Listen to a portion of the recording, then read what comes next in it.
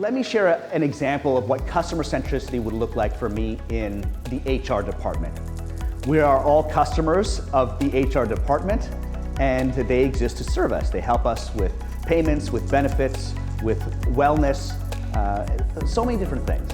However, quite often, HR, they have a relatively standard package that they put out to employees. Why? Because we want to be fair to everyone. The challenge is that there's different needs of different types of employees. The average is not always useful to anyone. So you might want to have, on a scale of 1 to 10, 5 people might say they like 10 and 5 people say that they like 1. No one is hitting 5. And HR always tries to aim for the middle. What is something that we could put out as a standard product? A customer-centric HR department would really interview, understand what drives the needs of their employees from all different buckets, whether it's compensation, to benefits, to career development.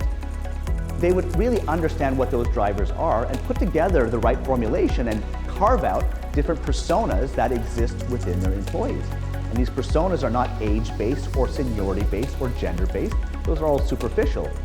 Those segments would be based on the value drivers of these different segments of employees. By understanding that, then they can think, okay, is our standard package suitable?